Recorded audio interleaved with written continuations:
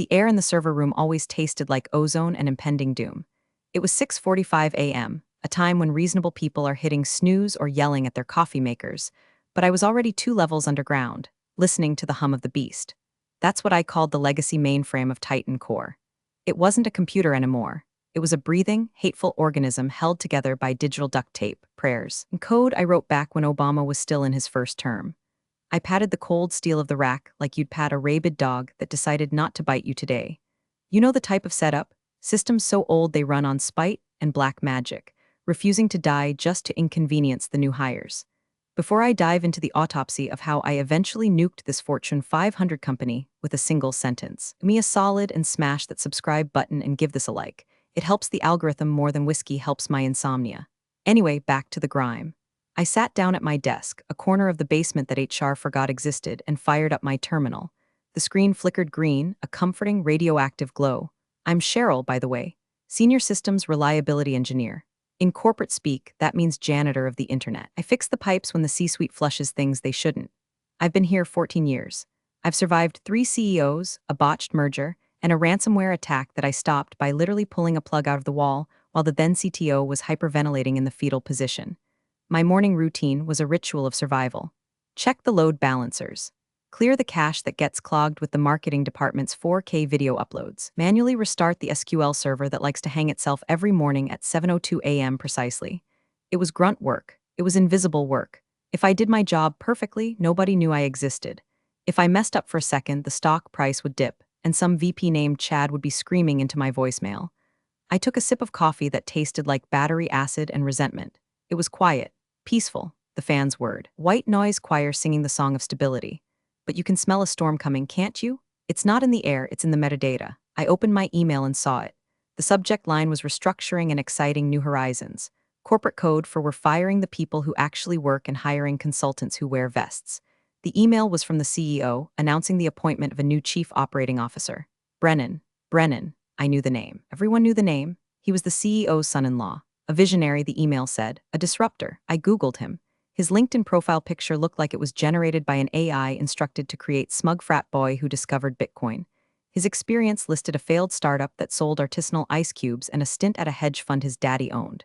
Now he was coming here, to Titan Core, to modernize operations. I lit a metaphorical cigarette. I quit the real ones 5 years ago, but my soul still chain smokes and looked at the beast.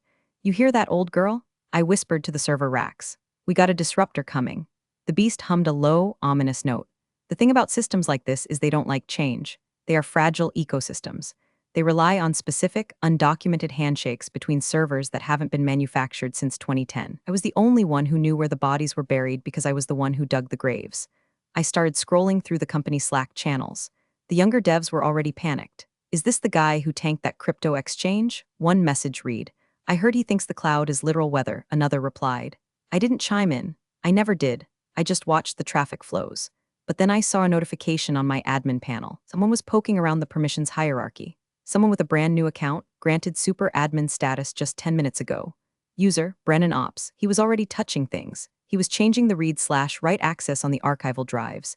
He was like a toddler wandering into a nuclear reactor, pressing buttons because they were shiny. I felt that cold, familiar knot in my stomach. The check engine light of my intuition was flashing red. I didn't block him. Not yet, that would be insubordination. Instead, I opened a command line on my private, air-gapped laptop. Initiate backup hidden sector exe. If this guy wanted to play God, he was going to need a Bible. And unfortunately for him, I was the only one who could read the scripture. The office upstairs was waking up. I could hear the elevators dinging, delivering the fresh-faced marketing grads and the sales sharks. I had no idea that the ground beneath their feet was being held together by me and a server that needed a restart every 24 hours, or it would vomit data all over the firewall. I leaned back, cracking my knuckles. This wasn't going to be a normal Tuesday. I could feel the electricity changing, the voltage spiking. The comfortable routine was dead. The infestation had arrived. The all-hands meeting was held in the glass-walled atrium on the 40th floor, a space that smelled of expensive cologne and fear. I stood in the back, near the exit, wearing my standard uniform, a black hoodie that said I'm busy in binary code and jeans that had seen more server maintenance cycles than a wash cycle. Then he walked in. Brennan. In person, he was worse than his JPEG. He looked like he was assembled in a factory that makes Ken dolls for divorced moms. His suit was so blue it hurt my retinas. So tight I wondered if his circulation was cut off to his brain, which would explain a lot. He bounced onto the stage, grabbing the microphone like he was about to drop a mixtape, not a quarterly projection. "What's up, Titan Core?" he yelled. Silence, a few nervous coughs. "Energy, I love the energy." He lied, flashing veneers that cost more than my mortgage. "Look, I'm not here to be a boss. I'm here to be a catalyst. My father-in-law, excuse me, our CEO, brought me in to trim the fat, to make this beast lean, agile, disruptive." I cringed so hard I think I pulled a muscle in my neck. Trim the fat. That's MBA speak for fire the people who know how the product works. He started clicking through a PowerPoint presentation that was 90% stock photos of people high-fiving on mountains and 10% graphs that made no mathematical sense. Then, a slide popped up titled, Legacy Anchors. It showed a picture of a server room. My server room, with a big red X over it. "We are moving to 100% cloud integration by Q3. Brennan announced, pumping his fist. "No more dungeons, no more dusty hardware. We are going serverless." The room applauded politely. The sales team cheered because cloud sounds sexy to clients, but the engineering team looked at each other with the eyes of soldiers watching a general order a cavalry charge into a minefield. I felt a gaze burn into me. Brennan was looking at the back of the room. He pointed a finger, a perfectly manicured finger, right at me. "And it starts with culture," he said, his voice dropping to a theatrical whisper. "We need to move away from the old guard mentality. The people who hoard information. The people who say it can't be done. In this new era, impossible is just a suggestion." He was talking about me. Everyone knew it. I was the old guard. I was the hoarder. After the meeting, the atmosphere in the office shifted. It was like the air pressure dropped before a tornado. I went back to the basement, my hands shaking slightly, not from fear, but from the adrenaline of pure, unadulterated rage. "Serverless," I muttered to the beast. He wants to go serverless on a system hard-coded to a mainframe from 1998. It was physically impossible without rewriting 3 million lines of code. It would take 5 years and $50 million. Brennan wanted it done in 3 months. I sat at my desk and watched the logs. Brennan wasn't done. An hour later, I got a notification. My admin rights were being altered, not revoked, that would be too obvious, but streamlined. I could no longer access the budget spreadsheets. I was locked out of the hiring portal. Then, he showed up. Didn't take the elevator. He took the stairs, probably to get his steps in for his Apple Watch. He breezed into my server room without knocking, sniffing the air with disdain. "So this is the brain," he said, looking at the racks like they were piles of dirty laundry. "This is the infrastructure," yes, I said, not turning around from my screens. "It's loud," he complained, "and hot. Why do we pay for this real estate? Amazon Web Services could host all of this for pennies." I spun my chair around. "Brennan, with all due respect, the latency on the transaction controls requires on-site hardware. If you move this to the cloud without rebuilding the kernel, the latency will jump from 2 milliseconds to 200. The trading bots will crash. We will lose millions in seconds." He chuckled. A condescending, patrician chuckle. "You tech people, always so dramatic. The sky is falling, the sky is falling. You know, Cheryl, sometimes you have to break a few eggs to make an omelet." "This isn't an omelet," I said, my voice flat. "It's the global financial transaction layer for our biggest clients." He stepped closer, invading my personal space. He smelled like expensive moisturizer and arrogance. "Maybe that's the problem, Cheryl. You're too attached. You're hugging the machine. I need people who can let go." He tapped my desk twice. Tap, tap. "Get me a migration plan by Friday." And try to smile. "You look like you're at a funeral." He walked out. I stared at the empty doorway. He was right about one thing. I was at a funeral, I just didn't know whose yet. I turned back to my terminal. I didn't start the migration plan. Instead, I opened a hidden partition on my drive. I started backing up personal emails, performance reviews from the last decade, and every single commendation I'd ever received. Then I did something else. I wrote a small script. Simple logic loop. It monitored my Active Directory status. If my account was disabled, it would execute a command, nothing destructive. No, I wasn't a vandal. I was a reliability engineer. I just turned off the automatic stabilizers. The scripts I wrote to keep the beast from eating itself, I tied them to my user login. If I was there, the system worked. If I wasn't, well, gravity is a harsh mistress. By Wednesday, the writing wasn't just on the wall. It was spray-painted in neon across the lobby. Brennan was on a warpath, and I was the village he intended to burn down to prove his strength.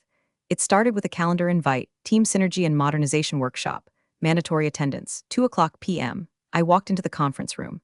It was filled with the younger dev team, kids who were smart but terrified. Brennan sat at the head of the table, flanked by a woman from HR, Linda.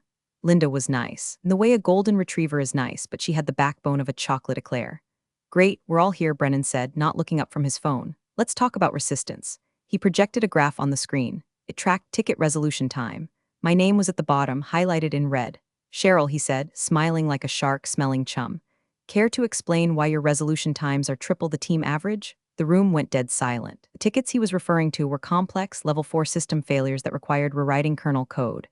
The team average was resetting passwords and unjamming printers. Those are infrastructure rebuilds, I said calmly. They aren't 5-minute fixes. If I rush them, data corrupts. Excuses, Brennan sighed, shaking his head at the group. See this? This is what holds us back. It's too hard, it's too complex. We need speed, we need velocity. Cheryl, I'm putting you on a performance improvement plan. A PIP, the corporate kiss of death. It's not a plan to improve, it's a paper trail to fire you without a lawsuit. Linda has the details, Brennan added, waving his hand dismissively. You'll report your hourly activities directly to me. If we don't see velocity increase by Friday, we'll have to reevaluate your fit. I looked at Linda. She looked down at her notepad, unable to meet my eyes. That was the moment. The snap. It wasn't a loud snap. It was the sound of a dry twig breaking in a winter forest. I realized I wasn't fighting for my job anymore. I was fighting for my dignity.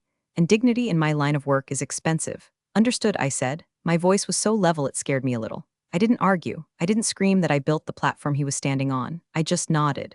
Brennan looked disappointed. He wanted a fight. He wanted the angry old woman to yell so he could justify his narrative.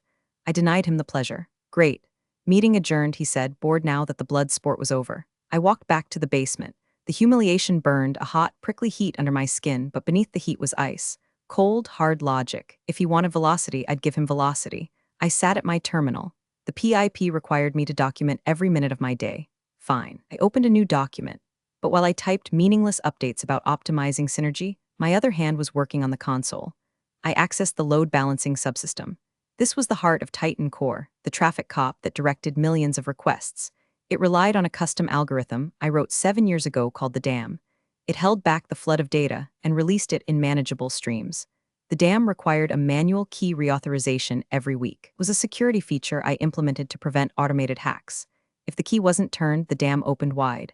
I usually reauthorized it on Friday mornings. It was muscle memory. I looked at the code. If user auth equals Cheryl admin initiate failsafe, I deleted the initiate failsafe line. I replaced it with return null. Basically, if the system checked for me and didn't find me, it wouldn't sound an alarm. It wouldn't switch to backup. It would just do nothing. It would let the floodgates open without a valve. I saved the changes. I buried the audit log deep in a folder named System 32 Old Do Not Delete, the one place no millennial cloud architect would ever dare look. I wasn't sabotaging the system. I was just removing myself from the equation. Brennan said he wanted to remove the legacy anchors. Well, he was about to find out that the anchor is the only thing stopping the ship from drifting into the rocks. Thursday passed in a blur of passive-aggressive emails. Brennan sent me messages like, "Did you update the velocity tracker? And let's pivot on that attitude." I replied with tracker updated, pivoting now. I was a ghost haunting my own office. I packed my personal belongings slowly. The picture of my dog, the framed certificate for uptime excellence from 2015, my lucky screwdriver. I put them in my backpack bit by bit so my desk looked the same at a glance but was hollowed out inside, just like the company. Thursday afternoon brought the auditors.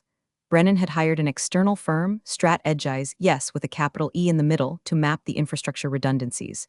In reality, they were hitmen with laptops. 2 guys, barely out of college, wearing vests that looked like they were made of recycled plastic bottles and bad decisions. They came into my server room carrying lattes and an air of unearned superiority. "Hey, we're here too?" Visualize the stack, one of them said. His name tag said Kyle. Of course it was Kyle. "Visualize away," I said, gesturing to the racks. "Don't touch the red cables or the blue ones. Actually, just don't touch anything." Kyle laughed nervously. "Right, so Brennan says this is all legacy junk. We're just trying to see what we can migrate to a Kubernetes cluster by Monday." I almost choked on my gum. "Monday? You want to migrate a 20-year-old COBOL-based transaction engine to a containerized environment in 3 days?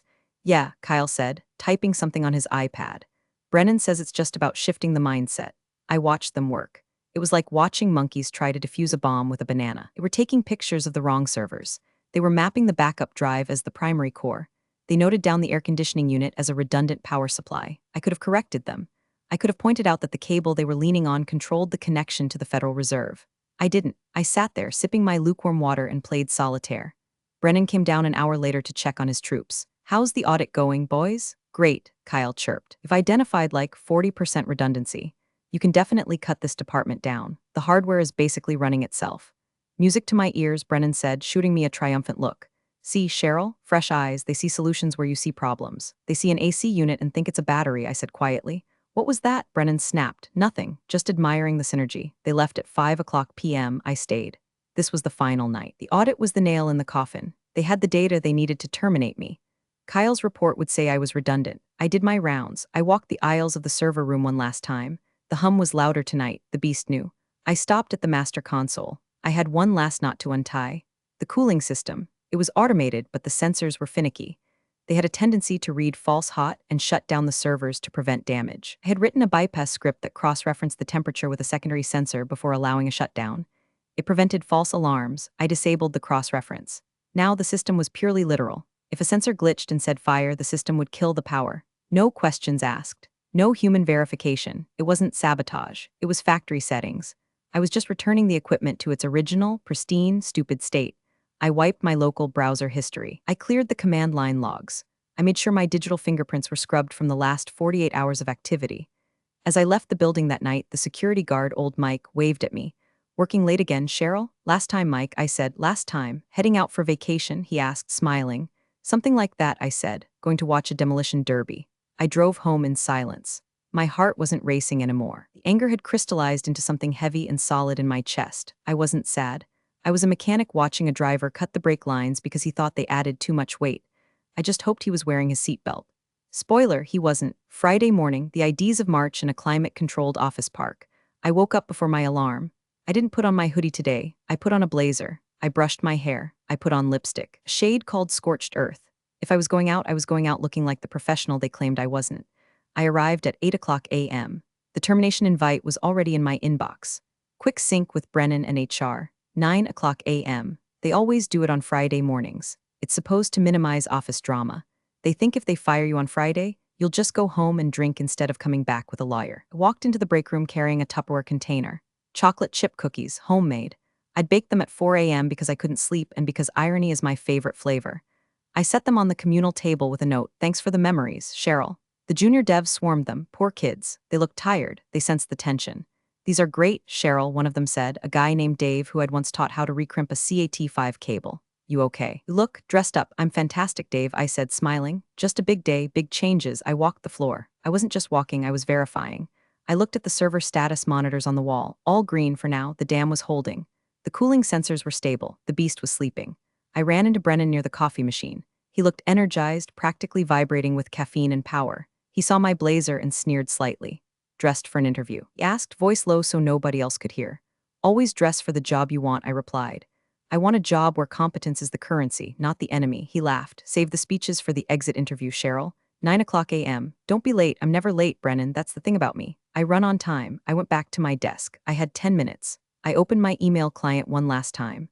I drafted a message to the team, not the executives. "Engineers. Subject, the keys to the kingdom body. The documentation you need doesn't exist in the wiki. It's in the comments of the code. If the system hangs, check the logs. If the logs are empty, check the voltage. If the voltage is fine, pray, good luck, you're going to need it." I set it to send on a delay. 9:15 a.m. I looked at my badge. Cheryl S., Senior SRE. I took a deep breath. The air in the basement still smelled of ozone. I was going to miss that smell. It was the smell of a machine working hard. But machines break. And sometimes you have to let them break so the people operating them realize they aren't toys. I checked my watch. 8:58 a.m. Time to go upstairs. Time to hand Brennan the rope he had been begging for. The 9 a.m. quick sync wasn't in a private office. Brennan, in a move of spectacular arrogance, decided to do it in the glass-walled conference room right in the middle of the open-plan office. He wanted an audience. He wanted the team to see the execution. He wanted to display the head on the pike. I walked in. Linda from HR was there, looking like she wanted to melt into the carpet. Brennan was standing, leaning against the table, arms crossed. The blinds were open. The entire floor could see us. "Have a seat, Cheryl," Brennan said. "Loud enough for the people outside to hear." I remained standing. I prefer to stand. Brennan shrugged. "Suit yourself. Let's make this quick. Based on the audit findings and your refusal to adapt to the new velocity metrics, we've made a decision." He paused for dramatic effect. He looked around the office, making sure eyes were on him. "Congratulations, Cheryl, you're terminated, effective immediately." He smirked. It was an ugly thing, that smirk. It was the smile of a man who has never fixed a flat tire in his life, telling a mechanic how to drive. Linda slid a packet across the table. "Cheryl, this outlines your severance?" I didn't look at the packet. I didn't look at Linda. I looked straight at Brennan. I reached into my pocket, pulled out my security badge, and placed it gently on the table. Click. The room was silent. Outside the glass, the typing had stopped. Everyone was watching. "You think this is about old versus new?" I said, my voice clear and calm. "You think I'm a roadblock, but I haven't been blocking you, Brennan. I've been carrying you." We don't need carrying, Brennan scoffed. We have the cloud. You have a marketing brochure, I corrected. I have the keys, I checked my watch. 9:03 a.m. You have exactly 10 minutes, I said. Brennan frowned. 10 minutes for what? To pack? 10 minutes before the system fails, I said. Load balancers require a manual handshake at 9:10 a.m. I'm the only one who has the key. I'm the only one who knows the sequence. If that handshake doesn't happen, the transaction queue backs up. When it backs up, the sensors overheat. When they overheat, the safeties trip. And when the safeties trip, well, you'll see, I smiled. It was the first genuine smile I'd had in weeks. Tell your father-in-law I said good luck. Brennan laughed, a nervous, barking sound. A threat? Linda, did you hear that? She's threatening sabotage. It's not sabotage, I said, turning to the door, it's reliability. And you just fired the reliability engineer. I walked out. I didn't run, I walked. I passed the rows of desks. I saw Dave. I gave him a small nod. He looked terrified. I walked to the elevator. I pressed the button. Brennan was shouting something behind me, probably telling security to escort me out. The elevator doors opened. I stepped in. As the doors closed, I saw Brennan staring at me, his face red, his hands gripping the table. He checked his watch. I checked mine. 9:05 a.m., 5 minutes remaining. I walked out of the building and into the bright, harsh sunlight of the parking lot. I didn't get in my car. I walked across the street to Joe's Diner, a greasy spoon with a clear view of the Titan core lobby. I ordered coffee and a stack of pancakes. Celebrating? The waitress asked. Retirement? I said. I'm officially retired. I put my phone on the table. 9:09 a.m. I poured syrup on my pancakes. 9:10 a.m. Showtime. Minute 1, 9:11 a.m. It started small. I couldn't see it, but I could feel it. Inside the server room, the first heartbeat signal from the load balancer would have pinged out, looking for my authorization. Ping, no answer. Ping, silence. In the office, the HR system likely froze. Linda was probably trying to process my termination paperwork, and the screen would have just spun that little blue circle of death. Annoying, but not fatal. Someone probably made a joke about the Wi-Fi. Minute 3, 9:13 a.m., the dam breaks. Without the handshake, the incoming traffic from Asia and Europe, which hits peak volume right about now, slammed into the primary SQL cluster. From my booth in the diner, I saw the first sign. Hubby lights flickered. The building automation system shares a bus with the overflow data logs, a terrible design flaw I had ticketed to fix in 2018 but was denied budget for. When the logs overflowed, the voltage sagged. The automatic doors to the lobby slid open and stayed stuck. I took a bite of my pancake. Delicious. Minute 5, 9:15 a.m., Slack integrations failed. The internal chat would have gone dark. No more GIFs. No more synergy updates. Then the keycard system rebooted. I saw a group of sales guys trying to get back in from a smoke break. They tapped their cards. Red light, tapped again. Red light. They started banging on the glass. Locked out, I whispered. Just like the logic. Minute 7, 9:17 a.m., the investor call. I knew Brennan had a Zoom call with the institutional investors scheduled for 9:15. He was going to demo the new, faster interface. By now, the transaction latency would have spiked from 2 ms to 4,000 ms. The demo screen would be frozen. The investors would be asking why the stock ticker on the screen was showing data from yesterday. Brennan would be sweating. He'd be hitting refresh, but refresh sends another query, and another query adds to the pileup. He was digging his own grave with the refresh button. Minute 8, 9:18 a.m., the panic. I saw movement in the lobby. People were running, not walking. Running? The CTO, a man named Henderson who mostly played golf, was unreachable. He was on a flight to Cabo. I knew this because I managed the executive calendars.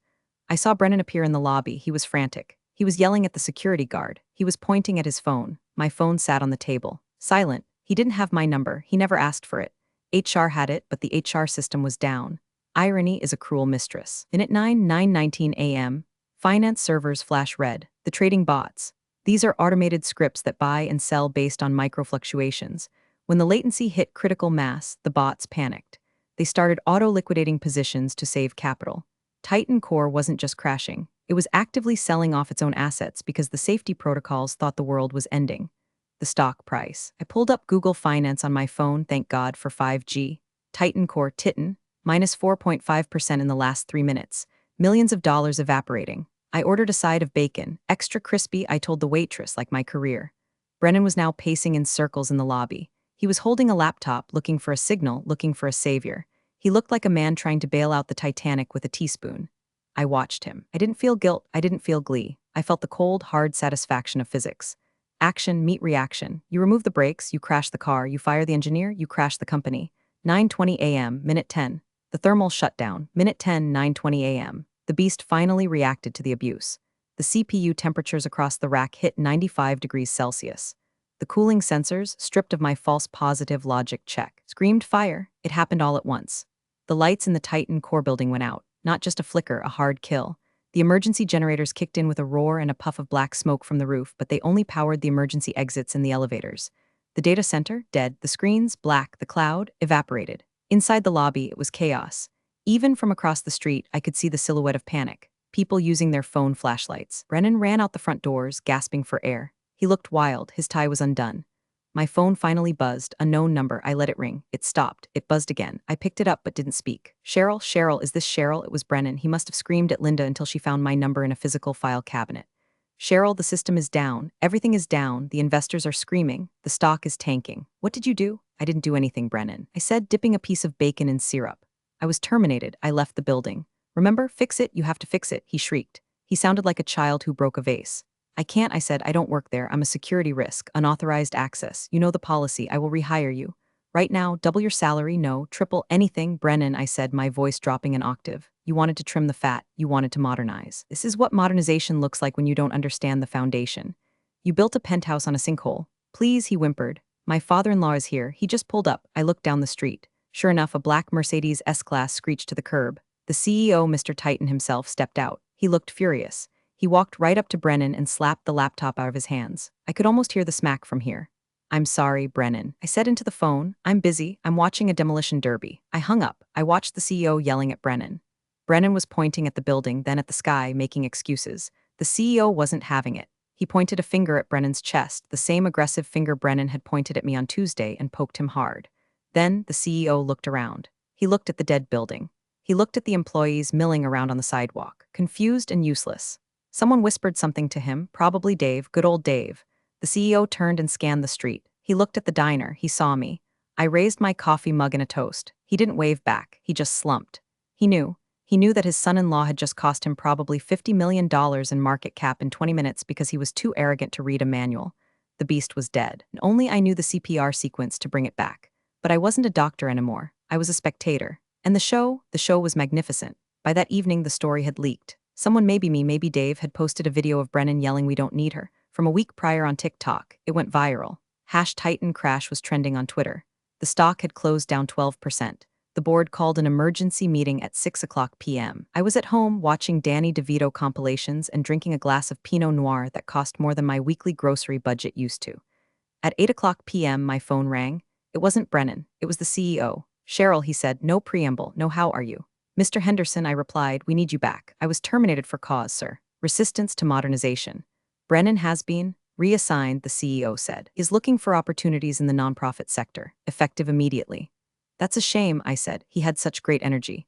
Cheryl, cut the crap. The database is corrupted. The backups are encrypted with a key we can't find. We are bleeding money. How soon can you be here? I took a sip of wine. This was it, the moment you dream of in the shower after a bad day. I don't want my job back, I said. Silence on the line. What? I don't want to be an employee. Employees get fired. Employees get pips. Employees get told they are dinosaurs. Then what do you want? I want to be a consultant, I said. Independent contractor. My company is called Legacy Solutions LLC. I just registered it an hour ago. Fine, whatever. What's your rate? My previous hourly rate, I said, multiplied by 5, with a guaranteed 6-month retainer paid up front, and a clause that states I report only to the board. No managers, no coup. No Brennans, he choked. 5 times, that's extortion. No, I said calmly, that's the price of the key. And the price of the 10 minutes it will take me to type it in. You aren't paying for the typing, sir. You're paying for the 14 years of knowing what to type. He sighed, a long, defeated sigh. Can you be here in an hour? I can be there in 30 minutes. Have the check ready. I drove back to the office. The lights were still out. The lobby was filled with technicians running around with flashlights. When I walked in, the sea parted. The sales guys who had ignored me for years looked at me like I was a wizard. I walked past the CEO. He handed me an envelope. I checked it. It was the retainer. I walked down to the basement. It was dark, silent, and hot. I hooked up my laptop to the console. I typed in the restore command. I entered the encryption key. Danny DeVito is the god of chaos 123? Don't ask. I re-enabled the thermal sensor logic. I executed the initiate handshake script. The fans spun up. The lights on the rack turned from angry red to soothing green. The overhead lights in the basement flickered on. Upstairs, I heard a cheer. The systems were coming back online. The bleeding had stopped. I sat there for a moment, listening to the beast purr. It sounded happy. It missed me. I lit a virtual cigarette. I'm still here. Brennan is gone, last I heard. He's finding himself in Bali. The new COO is terrified of me. He asks permission before he even enters the basement. I drink my coffee. I do my rounds. I keep the world spinning. They think they run the company. They think the cloud is magic. But down here in the dark, we know the truth. The world runs on duct tape, spite, and the people who know where the off switch is. And if you ever forget that, well, you have 10 minutes to figure it out.